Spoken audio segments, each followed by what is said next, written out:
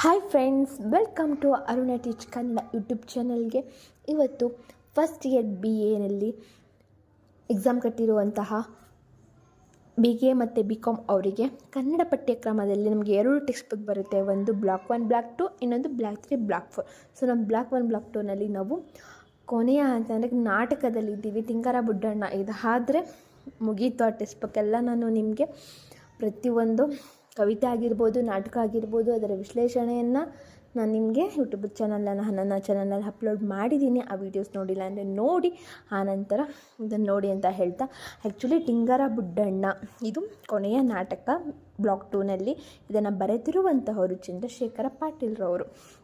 So ನಾನು ಇದು first ನಿಮ್ಗೆ ಹೇಳೋದೇನೆಂದರೆ, ನಾನು ಪ್ರತಿಯೊಂದು ಕೂಡ ಓದ್ಕೊಂಡು ನಿಮಗೆ ವಿಶ್ಲೇಷಣೆ ನಾನು ತಿಳಿಸ್ಕೊಡಲ್ಲ. ಯಾಕಂತಂದರೆ ಅಷ್ಟು ಸೀರಿಯಸ್ ಅಂದರೆ ಅಷ್ಟು ಮುಖ್ಯ ಅಂತ ಏನಿಲ್ಲ. ನೀವು ಬರೀ ಇದರ ಅರ್ಥ ಅಂದರೆ ಸಾರಾಂಶವನ್ನು ತಿಳ್ಕೊಂಡ್ರೆ ಸಾಕು ಅಂತ ಭಾವಿಸ್ತೇನೆ. ಸಾರಾಂಶವನ್ನು ನೀವು ತಿಳ್ಕೊಂಡ್ರೆ, ಬಿಕಾಸ್ ನೀವು ಸಾರಾಂಶನೇ ನೀವು ಮೇನ್ ಎಕ್ಸಾಮಲ್ಲಿ ಬರೀಬೇಕಾಗಿರೋದು. ಸೊ ನೀವು ಸಾರಾಂಶನ ನಾನು ಹೇಳ್ಕೊಂಡು ಹೋಗ್ತೀನಿ. ಲಾಸ್ಟಲ್ಲಿ ನಾನು ಅದನ್ನು ಕೂಡ ಅಪ್ಲೋಡ್ ಮಾಡ್ತೀನಿ, ಎಷ್ಟು ಸಾರಾಂಶ ಇದೆ ಅಂತ. ನೀವು ಅಷ್ಟನ್ನು ಮಾತ್ರ ಓದ್ಕೊಂಡು ನೀವು ಎಕ್ಸಾಮಲ್ಲಿ ಬರೀಬಹುದು. ಸೊ ನಿಮಗೆ ಇದರಲ್ಲಿ ನೀವು ಕೇಳುವಂಥದ್ದು ಏನಂದರೆ 5 ಮಾರ್ಕ್ಸ್ ಆ್ಯಂಡ್ 10 ಮಾರ್ಕ್ಸ್ಗೆ ಸಮ್ಟೈಮ್ಸ್ 4 ಮಾರ್ಕ್ಸಿಗೆ ಕೇಳ್ತಾರೆ ಅಷ್ಟೇ. ಓಕೆನಾ? ಇದು ಅಷ್ಟು ಇಂಪಾರ್ಟೆಂಟ್ ತಿಳಿಯಲ್ಲ. ಒಟ್ಟಿನಲ್ಲಿ 5 ಮಾರ್ಕ್ಸ್ಗೆ 10 ಮಾರ್ಕ್ಸ್ಗಂತೂ ತುಂಬ ಬಂದೇ ಬರುತ್ತೆ. ಸೊ ಓದ್ಕೊಂಡಿರಿ. ಓಕೆನಾ? ಫಸ್ಟ್ ನಿಮಗೆ ಚಂದ್ರಶೇಖರ್ ಪಾಟೀಲ್ ಅವರ ಕವಿ ಪರಿಚಯನ ಮಾಡ್ತಾ ನಂತರ ನಿಮಗೆ ಸಾರಾಂಶವನ್ನು ಹೇಳ್ತೀನಿ. ಯಾಕಂದರೆ ನೀವು ಯಾವುದೇ ಒಂದು ಕವಿತೆ, ಯಾವುದೇ ಒಂದು ಪಾಠ ನೀವು ಕಲಿಬೇಕಾದ್ರೆ ನಿಮಗೆ ಅದರಲ್ಲಿ ಕವಿ ಇತ್ತು ಅಂದರೆ ಕವಿಯ ಪರಿಚಯನ ನೀವು ಮಾಡ್ಕೊಬೇಕು. ಯಾಕಂದರೆ ನಮಗೆ ಡಿಗ್ರಿಯಲ್ಲಿ ಆ ಲೆವೆಲಲ್ಲಿ ಆಗಿರೋದ್ರಿಂದ ಅವ್ರು ಫಸ್ಟ್ ಏನು ಮಾಡ್ತಾರೆ, ಕ್ವಶನ್ನೇ ಕೊಡಬೇಕು ಅಂತ ಏನಿಲ್ಲ ಅಲ್ವಾ. ಚಂದ್ರಶೇಖರ್ ಪಾಟೀಲ ಸೇಮ್ ಇದೇ ಥರ ಕೊಡ್ತಾರೆ. ಸೊ ಆ ಒಂದು ಅವರ ನೇಮನ್ನು ಕೊಟ್ಬಿಟ್ಟು ನಾವು ಬರೀಲಿಕ್ಕೆ ಕೊಟ್ಟಾಗ ನಮಗೆ ಯಾವೊಂದು ಲೆಸನಿಂದ ಚಂದ್ರಶೇಖರ್ ಪಾಟೀಲ ಅಂತ ಕೊಟ್ಟಾಗ ಇದು ಯಾವೊಂದು ಲೆಸನ್ ಅಂತ ಮತ್ತು ಯಾವೊಂದು ನಾಟಕ ಅಂತ ನಮಗೆ ಗೊತ್ತಾಗಬೇಕು. ಅದು ಯಾವುದು ಅಂದರೆ ಟಿಂಗರ ಬುಡ್ಡಣ್ಣ. ಸೊ ಅದರ ನಾವು ಸಾರಾಂಶವನ್ನು ನಾವು ಬರೀಬೇಕಾಗತ್ತೆ. ಸೊ ಓಕೆನಾ? ನಾನು ಇದರ ವಿಶ್ಲೇಷಣೆಯನ್ನು ನಾನು ಪ್ರಾರಂಭ ಮಾಡ್ತೀನಿ. ಆದಷ್ಟು ಅರ್ಥ ಮಾಡ್ಕೊಳ್ಳಿ ಅಂತ ಹೇಳೋಕ್ಕೆ ಇಷ್ಟಪಡ್ತೇನೆ. So let's start the video. ಅದಕ್ಕೂ ಮುಂಚೆ ನಮ್ಮ ಚಾನಲ್ನ ಫಸ್ಟ್ ಟೈಮ್ ನೀವು ನೋಡ್ತಾ ಇದ್ದೆ, ಸಬ್ಸ್ಕ್ರೈಬ್ ಮಾಡೋದನ್ನ ಮರಿಬೇಡಿ. ಹಾಗೆ ಪಕ್ಕದಲ್ಲಿರೋ ಬೆಲ್ ಐಕನ್ನ ಕ್ಲಿಕ್ ಮಾಡಿ, ಆಲ್ ನೋಟಿಫಿಕೇಷನ್ ಮೇಲೆ ಕ್ಲಿಕ್ ಮಾಡಿ. ಬಿಕಾಸ್ ಮುಂದಿನ ಹೆಚ್ಚು ವೀಡಿಯೋಸ್ಗಳೇ ನಿಮಗೆ ಯೂಸ್ಫುಲ್ ಆಗುವಂಥ ವೀಡಿಯೋಸ್ಗಳನ್ನ ಖಂಡಿತ ನಾನು ಮಾಡ್ತೀನಿ. ಆ್ಯಂಡ್ ನಾನು ಯಾವುದೇದು ಮಾಡ್ತೀನಿ ಅಂತ ಹೇಳ್ಬಿಡ್ತೀನಿ. ಕನ್ನಡ, ಇಂಗ್ಲೀಷ್ ಮತ್ತು sociology important question and answers, and ಮತ್ತು ಇದು ಆಪ್ಷನಲ್ ಕನ್ನಡನೂ ಕೂಡ ನಾನು ಇಂಪಾರ್ಟೆಂಟ್ ಕ್ವಶನ್ಸ್ನ ಹೇಳ್ತೀನಿ, ಯಾವುದ್ಯಾವುದು ಓದ್ಕೋಬೇಕು ಇಂಪಾರ್ಟೆಂಟ್ ಅಂತ. ಆ್ಯಂಡ್ ನಿಮಗೆ ಎಕ್ಸಾಮ್ ಹತ್ರ ಬಂದಾಗ ಎಕ್ಸಾಮ್ ಹೇಗೆ ಬರೀಬೇಕು ಅಂತ ಕೂಡ ಸಜೆಷನ್ ಮುಂದಿನ ದಿನಗಳಲ್ಲಿ ನಾನು ಖಂಡಿತ ನಾನು ಮಾಡ್ತೇನೆ. ಸೊ ನನ್ನ ತಲೆಯಲ್ಲಿ ಏನಿರೋದಂದರೆ, ನಾನು ಮೇಯ್ನ್ ನಿಮಗೆ ಫಸ್ಟು ಕನ್ನಡ ಕಂಪ್ಲೀಟ್ ಮಾಡಿಬಿಡಬೇಕು. ಕನ್ನಡ ಮತ್ತು ಇಂಗ್ಲೀಷ್ನ ಕಂಪ್ಲೀಟ್ ಮಾಡಿದ ನಂತರ ಮುಂದೆ ನಿಮಗೆ ಇಂಪಾರ್ಟೆಂಟ್ ಲೆಸನ್ಸ್ ಯಾವುದು, ಯಾವ ಕ್ವಶನ್ ಓದ್ಕೋಬೇಕು ಅದನ್ನು ಮುಂದೆ ತಿಳಿಸ್ತಾ ಹೋಗ್ತೀನಿ. ಒಟ್ಟಿನಲ್ಲಿ ನಿಮಗೆ 2023-24 ಎಕ್ಸಾಮ್ ಯಾರು ಕಟ್ಟಿದ್ದೀರಾ, ಸೊ ಅವ್ರಿಗೆ ಅಂದರೆ ಜಾನ್ ಸೈಕಲ್ ಅವ್ರಿಗೆ, ಸೊ ಅವರಿಗೆ ಇಂಪಾರ್ಟೆಂಟ್ ಆಗುವಂಥದ್ದು ಅಂದರೆ ಇನ್ನೇನು ಅವರಿಗೆ ಏಪ್ರಿಲ್ ಮೇಯಲ್ಲಿ ನಿಮಗೆ ಎಕ್ಸಾಮ್ ಬರುವಂಥದ್ದು. ಸೊ ಅವ್ರಿಗೆ ಯೂಸ್ಫುಲ್ ಆಗುತ್ತೆ. ಸೊ ಅಷ್ಟರಲ್ಲಿ ನಾನು ವೀಡಿಯೋಸ್ ಎಲ್ಲ ಮಾಡ್ತೀನಿ, ನಿಮ್ಗೆ ಓದ್ಕೊಳ್ಳೋಕೆ ಸುಲಭ ಆಗಲಿ. ಹಾಗೆ ಈ ವರ್ಷ ನಿಮ್ಗೆ ಎಕ್ಸಾಮ್ ಯಾರ್ಯಾರು ಕಟ್ಟಿದ್ದೀರಾ ಅವರಿಗೆ ಮುಂದಿನ ವರ್ಷ ಎಕ್ಸಾಮ್ ಬರೀಲಿಕ್ಕೆ ನಿಮ್ಗೆ ಈಸಿ ಆಗಲಿ ಅಂತ ನಾನು ವೀಡಿಯೋಸ್ನ ಮಾಡ್ತಿದ್ದೀನಿ. ಪ್ಲೀಸ್ ಲೈಕ್ ಮಾಡಿ, ಇಷ್ಟ ಆದರೆ. ಇಷ್ಟ ಯಾರನ್ನ ಡಿಸ್ಲೈಕ್ ಮಾಡಿ, ನಿಮ್ಮ ಅನಿಸಿಕೆಗಳನ್ನ ಕಮೆಂಟಲ್ಲಿ ತಿಳಿಸಿ ಅಂತ ಹೇಳಿ ಜಾಸ್ತಿ ಮಾತಾಡಲ್ಲ. Okay, let's start the video. ಸಾರಾಂಶ. ನಿಮಗೆ ಈ ನಾಟಕದಲ್ಲಿ ಟಿಂಗರ ಬುಡ್ಡಣ್ಣ ಈ ನಾಟಕದಲ್ಲಿ 3 ಪಾತ್ರ ಪರಿಚಯನ ನಾವು ನೋಡ್ಬೋದು. ಒಂದು ಮುದುಕ, ಮುದುಕಿ ಮತ್ತು ಟಿಂಗರ ಬುಡ್ಡಣ್ಣ. ಮುದುಕ ಮುದುಕಿಯ ನಡುವೆ ನಡೆಯುವ ಸಂಭಾಷಣೆ ಹಾಗೂ ಟಿಂಗರ ಬುಡ್ಡಣ್ಣ ಅಂದರೆ ಆ ಹುಡುಗನ ಕೂಡ ಇಲ್ಲಿ ಕೆಲವು ಪಾತ್ರಗಳಲ್ಲಿ ಅವನು ಕೂಡ ಸಂಭಾಷಣೆಯನ್ನು ನಾವು ಟೆಕ್ಸ್ಟ್ ಬುಕ್ನಲ್ಲಿ ನೋಡ್ಬೋದು. ತುಂಬ ಲಾಂಗ್ ಇದೆ. ಸೊ ಅಷ್ಟೆಲ್ಲ ಓದೋಂಥ ಅವಶ್ಯಕತೆ ಇಲ್ಲ ಅಂದ್ಕೊತೀನಿ. ಸೊ ನಿಮಗಿದ್ರೆ ಓದಬೇಕು ಅನ್ಸಿದ್ರೆ ಖಂಡಿತ ಓದಿ, ನಾನು ಇಲ್ಲ ಅಂತ ಬೇಡ ಅಂತ ನಾನು ಹೇಳಲ್ಲ, ನಿಮಗೆ ಬಿಟ್ಟಿತ್ತು. ಬಟ್ ನಾನು ಸಾರಾಂಶನ ತಿಳಿಸ್ಕೊಡ್ತೇನೆ. ಪ್ರಸ್ತುತ ಟಿಂಗರ ಬುಡ್ಡಣ್ಣ ಚಂದ್ರಶೇಖರ ಪಾಟೀಲರ ಅತ್ಯುತ್ತಮ ನಾಟಕದಲ್ಲೊಂದಾಗಿದೆ. ಮುದುಕ, ಮುದುಕಿ ಮತ್ತು ಟಿಂಗರ ಬುಡ್ಡಣ್ಣ ಎಂಬ 3 ಪಾತ್ರಗಳಲ್ಲಿ ನಾಟಕದಲ್ಲಿವೆ. ಉತ್ತರ ಕರ್ನಾಟಕ ಪ್ರಾದೇಶಿಕ ಭಾಷೆಯನ್ನು ನಾಟಕದಲ್ಲಿ ವಿಡಂಬನಾತ್ಮಕವಾಗಿ ಬಳಸಿಲ್ಲ. ಅಂದರೆ ಉತ್ತರ ಕರ್ನಾಟಕದ ಭಾಷೆಯಲ್ಲಿ ಈ ಒಂದು ನಾಟಕವನ್ನು ನಾವು ನೋಡಬಹುದು, ಹಾಗೆ ಓದಬಹುದು. ಮುದುಕ ಮುದುಕಿಯ ಸಂಭಾಷಣೆಯಿಂದ ನಾಟಕ ಆರಂಭ ಆಗುತ್ತದೆ. ಮುದುಕಿಗೆ ಅವಳ ಬಂಜೆತನದ ನೋವು ಅವಳನ್ನು ವಯಸ್ಸಾಗಿದ್ದರೂ ಬಿಡದೆ ಬಾಧಿಸುತ್ತಿರುತ್ತದೆ. ಅವಳು ಎಲ್ಲಿ ನಮೂನೆಯ ದೇವರುಗಳನ್ನೆಲ್ಲ ಬೇಡಿಕೊಂಡರೂ ಸಿಗದ ಅಂತ ಬಯಕೆ ಮಗು ಬೇಕು ಬಂದಾಗಿದೆ. ಇದು ಮುದುಕನಿಗೂ ನೋವನ್ನು ನೀಡುತ್ತದೆ. ಮುದುಕಿಯು ಮುದುಕನಿಗೆ ಸಮಾಧಾನಪಡಿಸಿ ಸಾಂತ್ವನ ಹೇಳುತ್ತಾಳೆ. ಇರುವಾಗ ಆಕಸ್ಮಿಕವಾಗಿ ಯಾವುದೋ ಮಂತ್ರಶಕ್ತಿಯಿಂದ ಮಗುವೊಂದು ಹುಟ್ಟುತ್ತದೆ. ಇದು ಬದುಕಿನ ಸಂಭ್ರಮ. ಇದರ ಮೂಲಕ ಪುತ್ರ ಸಂತಾನವಿಲ್ಲದೆ ಕೊರಗಿನಿಂದ ಹಂಬಲಿಸು ಕೊರಗು ಅಳಿಸಿ ಆಕಸ್ಮಿಕವಾಗಿ ಹುಟ್ಟಿದ ಉಳ್ಳಾಗಡ್ಡಿಯ ಮಗು ಹೊಸ ಚೈತನ್ಯವನ್ನು ತುಂಬುವ ಮೂಲಕ ಧರ್ಮನಾರ್ಹತೆ ಪಡೆದುಕೊಳ್ಳುತ್ತವೆ. ಆತನು ನಿನ್ನೆ ಮೊನ್ನೆಯ ದಿವಸ ಅಸಂಗತವಾಗಿ ಹುಟ್ಟಿದರೂ ಇದ್ದಕ್ಕಿದ್ದಂತೆ ಅಸಂಗತೆಯಾಗಿಯೇ ದೊಡ್ಡವನ ರೀತಿಯಲ್ಲಿ ಮಾನಸಿಕವಾಗಿ ಬೆಳೆದು ದೊಡ್ಡವನಾಗುತ್ತಿದ್ದಾನೆ. ಅವನ ಭಾವನೆಗಳೆಲ್ಲವೂ ವಯಸ್ಸನ್ನು ಮೀರಿ ಹಂಬಲಿಸುತ್ತಿರುತ್ತದೆ.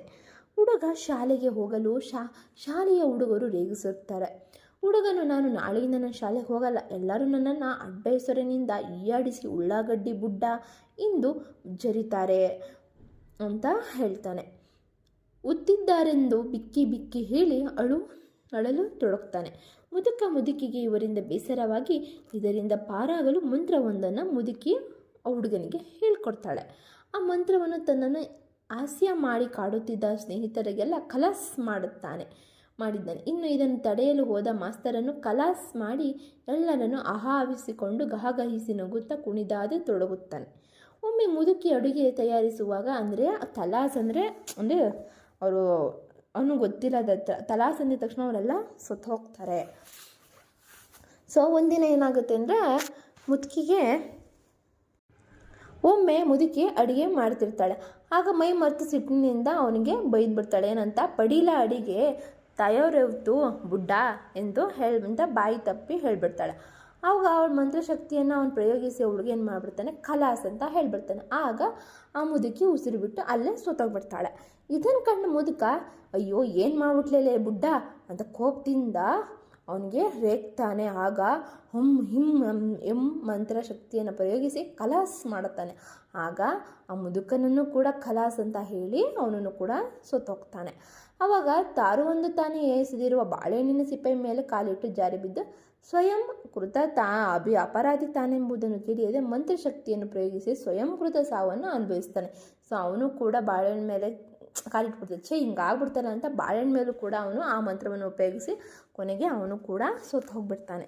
ಸೊ ಒಟ್ಟಿನಲ್ಲಿ ಹುಡುಗನು ಪುರಾಣದ ಮೋಹಿನಿ ಭಸ್ಮ ಶುರಾನ ಕಥೆಯಂತೆ ಯಾವುದೇ ಸಾಂಕೇತಿಕತೆಯ ಸೂಚನೆಗಳಿಲ್ಲದೆ ಸುತ್ತಮುತ್ತಲಿನವರಿಗೆ ಕಂಟಕ ಪ್ರಯೋಗವಾದರೊಡನೆ ಶ್ವಾವಿನಾಶಕ್ಕೂ ಕಾರಣವಾಗುವ ದುರಂತದಿಂದ ನಾಟಕವು ಸಾಂಕೇತಿಕವಾಗಿ ವಿಳಂಬಿಸುವ ಮೂಲಕ ನಾಟಕ ಇಲ್ಲಿ ಮುಕ್ತಾಯವಾಗುತ್ತದೆ. ಸೊ ಅಷ್ಟೇ. ಮತ್ತು ಇನ್ನೊಂದೇನೆಂದರೆ ಪಾತ್ರ ಪರಿಚಯನ ಮಾಡ್ಕೊಳ್ಳೋಣ. ಓಕೆನಾ. ಮುಪ್ಪಿನ ಅಂಚಿನಲ್ಲಿರುವ ಮುದುಕ ತನಗೆ ಆವರಿಸುವ ಮುಪ್ಪನ್ನು ಒಪ್ಪಿಕೊಳ್ಳುವ ಸ್ಥಿತಿಯಲ್ಲಿಲ್ಲ. ಯೌವನದ ಆಕರ್ಷಣೆ, ಸಾರಸ, ಸಲ್ಲಾಪ, ಮಾದಕತೆ ಇನ್ನೂ ಮಾಸಿಲ್ಲ. ಈ ಮುದುಕನಲ್ಲಿ ಮಕ್ಕಳಿಲ್ಲದ ಕೊರಗನ್ನು ಮರೆಯಲು ಈಗಲೂ ಮುದುಕನು ಹೆಂಡತಿ ಮುದುಕಿಯನ್ನು ಹಳೆಯ ನೆನಪುಗಳಿಂದ ರಮಿಸಿ ಛೇಡಿಸಿ ಕಾಡುವುದನ್ನು ಬಿಟ್ಟುಕೊಟ್ಟಿಲ್ಲ. ಹೊಸ ಮಗನು ನಾಚಿಸುವಂತೆ ಮುದುಕಿಯೊಂದಿಗೆ ಪ್ರೇಮ ಸಂಭಾಷಣೆಗೆ ಇಳಿಯುವ ಮೂಲಕ ತನ್ನ ಅಮರ ಪ್ರೇಮದ ನಾಟಕವಾಡುತ್ತಾನೆ. ಮುದುಕಿಗೆ ಮಕ್ಕಳಿಲ್ಲದ ನೋವು ವೇದನೆಯನ್ನು ಬೇರೆಡೆ ಸೆಳೆಯಲು ಉಪ್ಪಿಟ್ಟು ತಿನ್ನಂಗಾತೈತಿ ಎಂದು ನೋವು ಮರೆಸುವನು. ಹೇಗೋ ಮಂತ್ರದಿಂದ ಹುಟ್ಟಿದ ಮಗುವನ್ನು ಪ್ರೀತಿ ವಾತ್ಸಲ್ಯದಿಂದ ನೋಡುವನು. ಅವನಿಗೆ ಶಾಲೆಯಲ್ಲಿ ಎಲ್ಲರೂ ಛೇಡಿಸಿದಾಗ ಮನಸ್ಸಿನಲ್ಲಿ ನೋವು ಅನುಭವಿಸುವನು. ಕೊನೆಗೆ ತಾವೇ ಬೆಳೆಸಿದ ಮಗನಿಂದ ಸಾವನ್ನು ಕಾಣ್ತಾರೆ. ಅಂದರೆ ತಾವೇ ಹೇಳಿಕೊಟ್ಟ ಮಂತ್ರದಿಂದ ಮುದುಕನು ಪಾತ್ರ ನಾಟಕದಲ್ಲಿ ಆದರ್ಶ ರೀತಿಯ ರೂಪದಲ್ಲಿ ಕಾಣ್ತಾನೆ. ಕೊನೆಗೆ ಅವನೇ ಹೇಳ್ಕೊಟ್ಟಂಥ ಮಗ ಅಂದರೆ ಹುಡುಗನಿಗೆ ಮಂತ್ರ.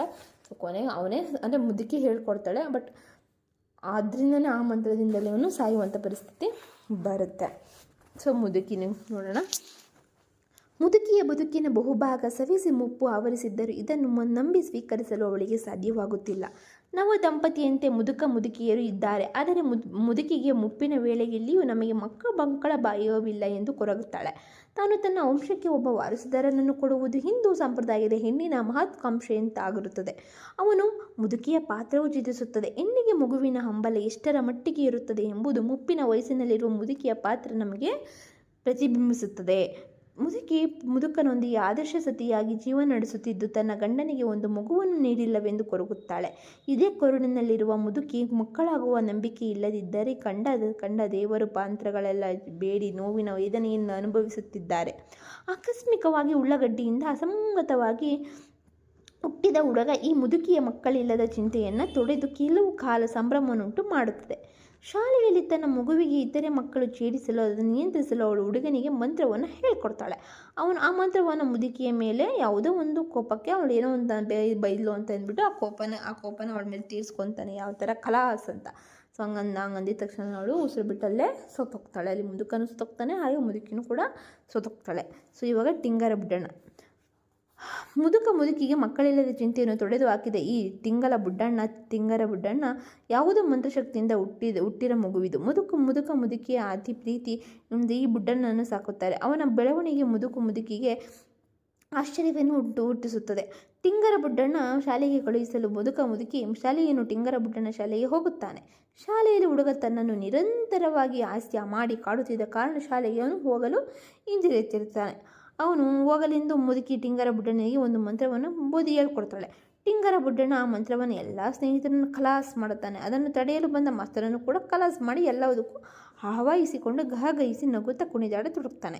ಮನೆಗೆ ಬಂದ ಹುಡುಗ ಊಟ ನೀಡುವುದು ತಡವಾದ ಪರಿಣಾಮ ಮುದುಕಿಯನ್ನು ಖಲಾಸ್ ಮಾಡ್ತಾನೆ. ಮತ್ತು ಅದನ್ನು ಕೇಳಿದ ಮುದುಕನನ್ನು ಖಲಾಸ್ ಮಾಡ್ತಾನೆ. ಇಬ್ಬರನ್ನು ಕೂಡ ಖಲಾಸ್ ಅಂತ ಹೇಳಿ, ಅಂದರೆ ಮುದುಕಿ ಹೇಳಿಕೊಟ್ಟ ಮಂತ್ರದಿಂದಲೇ ಅವಳು ಕೊನೆಗೆ ಪ್ರಾಣ ಬಿಡಬೇಕಾಗುತ್ತೆ.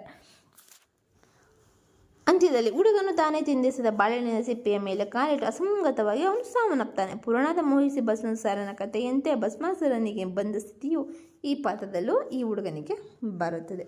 ಸೊ ಐ ಹೋಪ್ ನಿಮಗೆ ಅರ್ಥ ಆಯಿತು ಅಂತ. ಸೊ ನಿಮಗೆ ಈ ಒಂದು ಇದೆಯಲ್ಲ ಸಾರಾಂಶ ಇದೆಯಲ್ಲ, ನಿಮಗೆ ನಾನು ಇದು ಅಪ್ಲೋಡ್ ಮಾಡ್ತೀನಿ, ವೀಡಿಯೋದಲ್ಲಿ ಹಾಕಿರ್ತೀನಿ. ಸೊ ನೀವು ಸ್ಕ್ರೀನ್ಶಾಟ್ ತೊಗೊಂಡು ನೀವು ಒಂದು ಸಪ್ರೇಟಾಗಿ ಬರ್ಕೊಂಡು ನೀವು ಎಕ್ಸಾಮ್ಗೆ ಪ್ರಿಪೇರ್ ಆಗಬಹುದು. ಸೊ ಇಷ್ಟೇ ಫ್ರೆಂಡ್ಸ್, ಇಲ್ಲಿಗೆ ಟಿಂಗರ ಬುಡ್ಡಣ್ಣ ನಾಟಕದ ಅದರ ಮೇನ್ ಸಾರಾಂಶ ಆ್ಯಂಡ್ ವಿಶ್ಲೇಷಣೆ ಇಷ್ಟೇ. ಸೊ ಇದಾಗಿತ್ತು ಇವತ್ತು. ಸೊ ಇವತ್ತಿಗೆ ಬ್ಲಾಕ್ 1 ಬ್ಲಾಕ್ 2 ಫುಲ್ ಕಂಪ್ಲೀಟ್ ಆಯಿತು. ನನ್ನ ಟೆಕ್ಸ್ಟ್ ಬುಕ್. ಸೊ ನಾಳೆಯಿಂದ ನಾನು ಬ್ಲಾಕ್ 3 ಮತ್ತು ಬ್ಲಾಕ್ 4 ಅದನ್ನು ಕೂಡ ನಿಮಗೆ ಕಂಪ್ಲೀಟ್ ಮಾಡಿಬಿಡ್ತೀನಿ. ಸೊ ಅದರಲ್ಲಿ ಕೂಡ ತುಂಬ ಚೆನ್ನಾಗಿದೆ.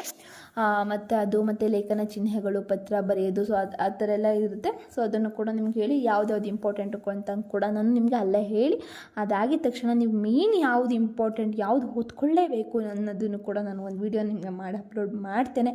ಸೊ ಇದಾಗಿದ ತಕ್ಷಣ ಇದರ ಮಧ್ಯದಲ್ಲೇ ನಾನು ಕೂಡ ಇದರ ಜೊತೆಗೆ ಇಂಗ್ಲೀಷನ್ನು ಕೂಡ, ಅಂದರೆ ಇಂಗ್ಲೀಷ್ ಮರಿಯನ್ನು ಕೂಡ ನಿಮಗೆ ಯೂಟ್ಯೂಬ್ ಶಾರ್ಟ್ಸಲ್ಲಿ ಹಾಕ್ತೀನಿ. ಸೊ ನೀವು ಸ್ಕ್ರೀನ್ಶಾಟ್ ತೊಗೊಂಡು ನೀವು ನೋಟ್ಸ್ ಮಾಡಿಕೊಂಡು ಓದ್ಕೋಬೇಕು. ಓಕೆನಾ?